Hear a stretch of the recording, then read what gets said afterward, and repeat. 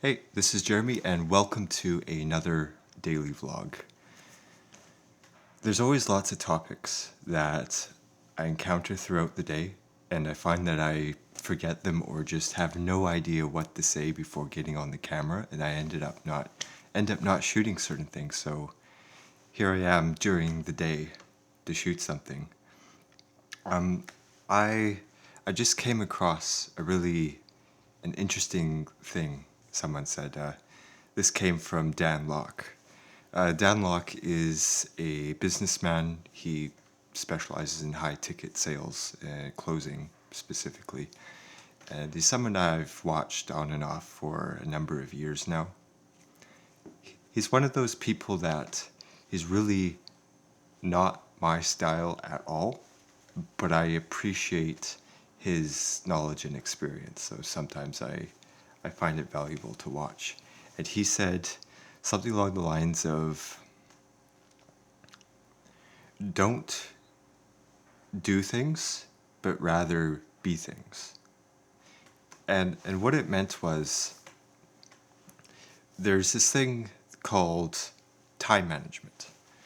You probably heard about it before, where people try to basically section their time in order to accomplish things. They have things that need to get done, and they're trying to get those things done. And he was talking about some of the problems with that. Things like, for example, the average business owner gets disrupted every 8 minutes. Really bad for productivity. So he talked about things like having a closed door policy where you can only disturb him when his door's open, and during the day when he's working, he unplugs the phone and stuff. But I found the idea of trying to be things interesting because he says that time management is a myth, that what it really is priority management. So for example, if you ask someone to do something and they say, I don't have time for that, what they're really saying isn't that they don't have time, it's that they don't have priority, meaning what you've asked them isn't a priority to them. And he also went on to say that priority management, in its essence, is really self management. And, uh, and in addition to that, is the idea that people are inherently lazy. Simply meaning that if we have something difficult, like up here, something easy, people are going to go the easy route. There's something that takes a lot of time, something that takes a short amount of time, they're going to do the short amount of time. And so instead of looking at the problem as a matter of time and having to, have a certain output, you need to reframe the idea in terms of I need to be forward thinking about who I want to be and become, or who you want to be. And in order to do that, you have to think of what happens to develop yourself into what you're trying to achieve.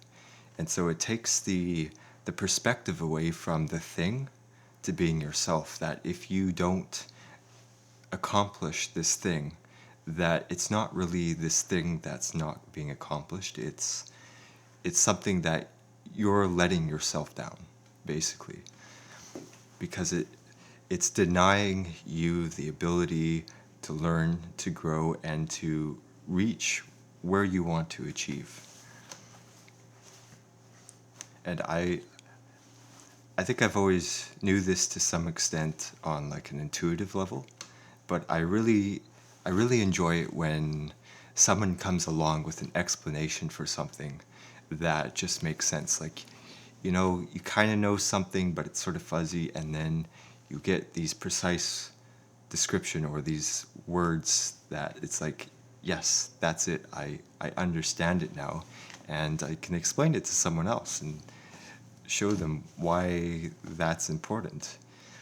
And that's a major factor of why I wanted to start this. I mean, there's a number of things. For example, I want to develop my ability to present. I want to become better or develop the skill set to be able to tell stories myself and to share things that would be of value to other people. You know, things like using stories for selling, for example. Like my background, I have a reasonably long history of doing 3D graphics and camera work. I did 4 years of broadcast television. I worked for a Netflix studio and stuff like that. And I really want to be able to bring my skills from those things into a place where I can help other people. You know, throughout like my 20s, that period in my life, I have spent it doing like learning, doing education. I've spent many tens of thousands of dollars to better myself in those areas. Being able to tell stories through various means, through visual and audio. And a lot of it's been things on my own. And I'm at a point in my life, because I'm entering my 30s, where I need to take my knowledge and experience and bring it to more people. I need to benefit other people, and I need to get more involved with other people who are experienced in what they do, who are like experts in their field, because learning only takes you so far. And I mean learning in like an academic sense, and doing your own projects, although are very beneficial and you should do that, those also only take you so far. Another person that I like, called Russell Brunson, he is an internet marketer. He teaches how to do sales funnels. And he talks about, in one of his books, the process to becoming an expert. You start with like being, this isn't going to be exact words, but the first step is to be a sponge. To bring in all the knowledge, all the information that you possibly can, just devour everything you can get your hands on. And then the next step is to be the interviewer.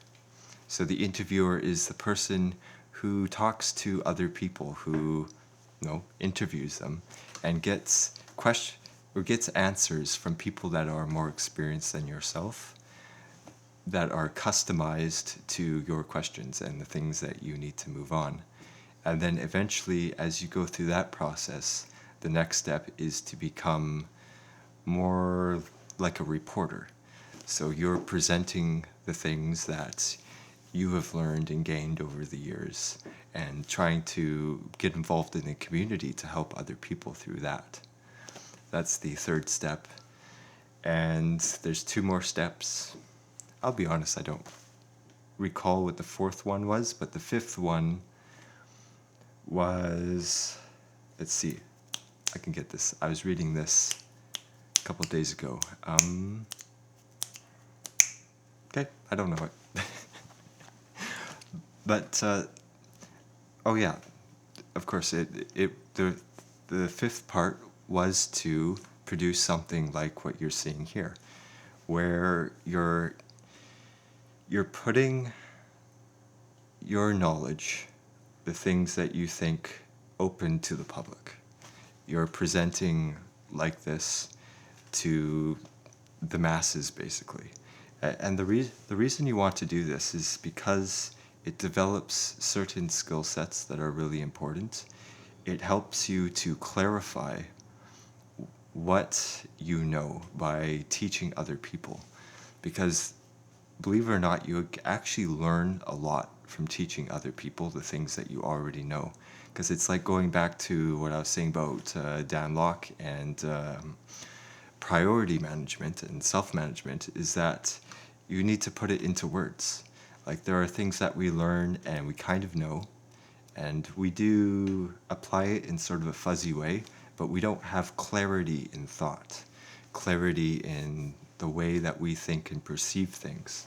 And so teaching means that you have to clarify things. You have to put things in perspectives that make sense. And other people are going to be understanding, and not just the cloud of what's in your head.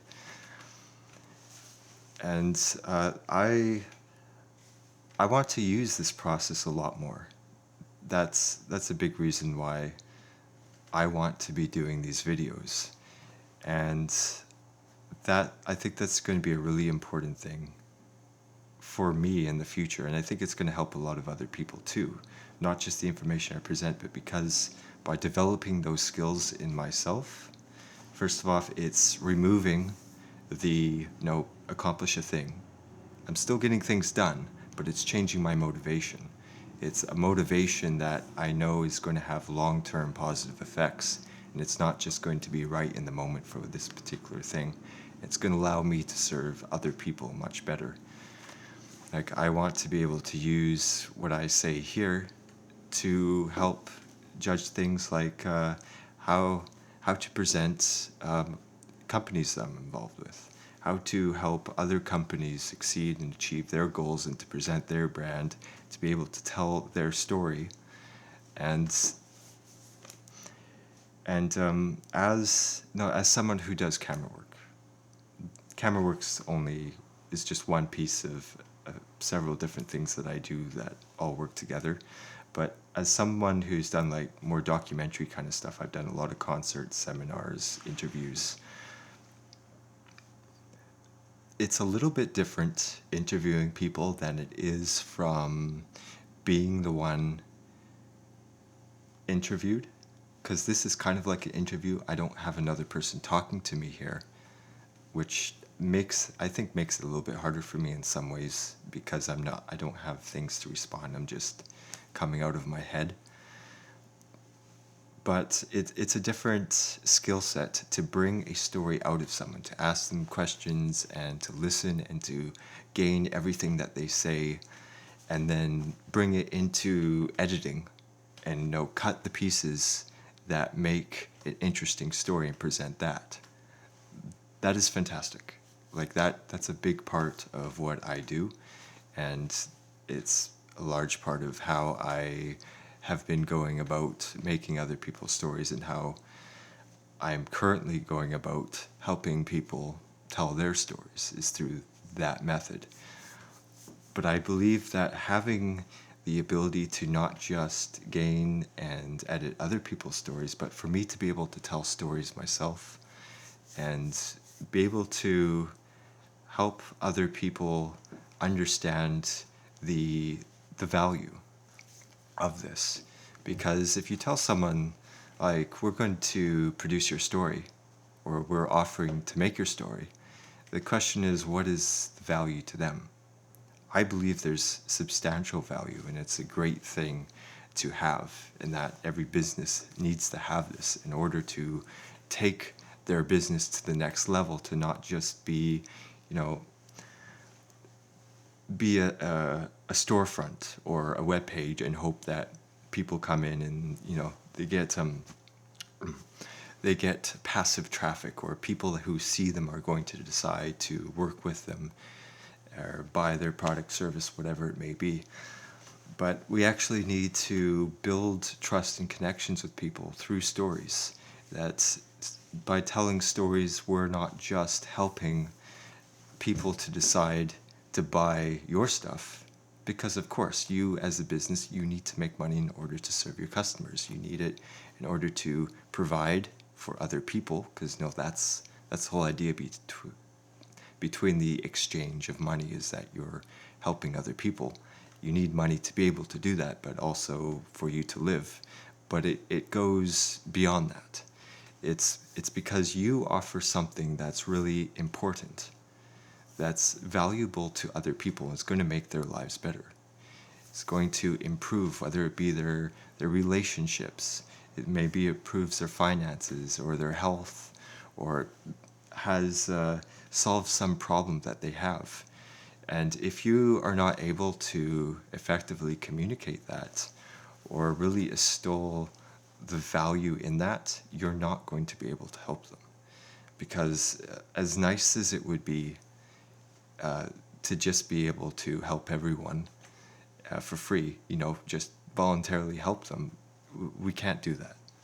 It's not when people don't pay for things, they tend not to value it that much. Like, you can give someone a $10,000 education, but if they're not paying for it,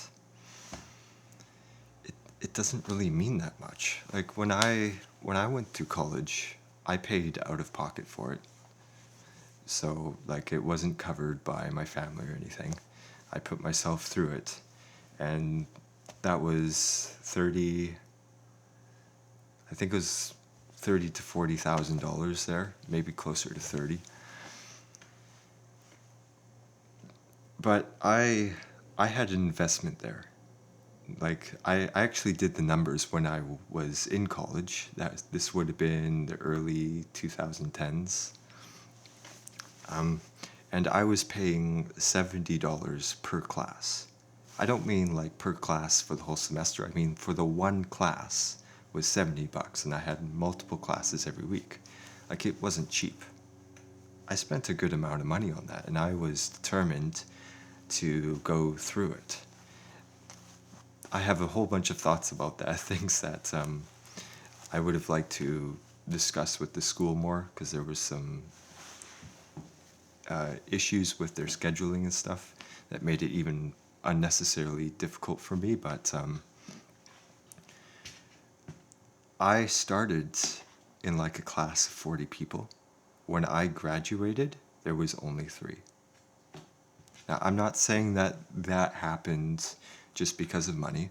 I'm sure some people went into the program thinking it was really neat, and then soon after decided it wasn't for them. Some people probably didn't value it that much. Perhaps their family was paying for it, and no, they just weren't with it. They weren't personally invested in that process and decided to drop out. And I know, and I have followed some people that I know who've gone through that program that I met when I was in college, and some of them they're not doing what they went to school for anymore.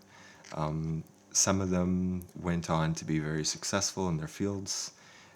A few of them just kind of lingered, and many of them, I have no idea what happened. They just disappeared off the face of the earth, at least in the digital sense. I'm sure they're still around doing something. But the point is that we can't give up. We need to be forward thinking about things, to how we improve ourselves to benefit others, and that we need to be putting ourselves forward and presenting interesting and convincing, I'm going to say arguments.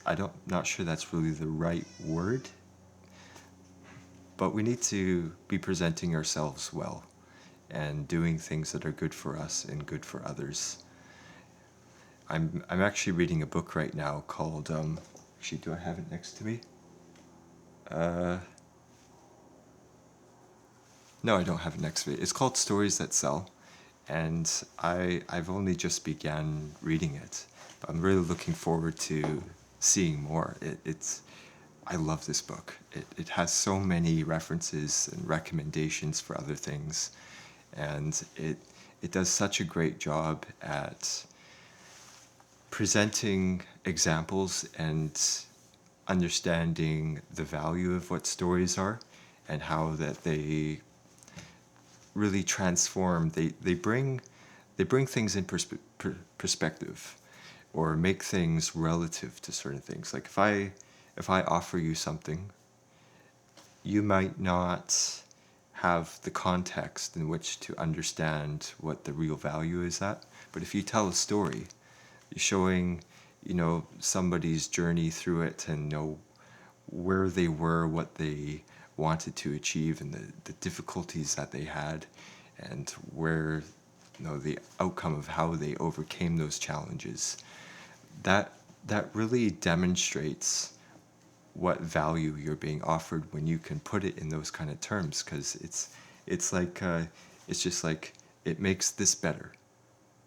It's like, well, how does it make it better? How much does it make it better? How do you get there? Whereas a story is it's interesting to listen to. It doesn't come off as being a script or like a sales pitch. Like we've all been there. Like we watch something on YouTube and it sounds like an advertisement immediately. What do? You probably skip the video, right? You're not going to listen to it. I don't listen to that stuff either. It's not interesting. I know that they're just there to sell me and that's it. I want to be provided value in some way, whether it be useful knowledge or entertainment. And stories do a great job at being able to get a message across without being like salesy. It's like a story, like stories can be used to teach lessons. A story to a student doesn't come across as a lecture. It still provides value, but it's far easier and more relaxing to listen to. And it's the same when you have something to offer to other people. You know, because we all have talents, we all have skills, we all have gifts. Every one of us has something that we are good and talented at. And I think that we as people need to use the things that we are talented at. We need to be using those for other people. I don't think it's good for us to just have a job that we do because that's what pays the bills and that's it. Like we need to pursue things that really makes use of what we're good at and provides value through that. And stories are a fantastic way of exemplifying what that is, and it helps you connect with other people so that other people want to work with you, that will understand what it is you're providing and why.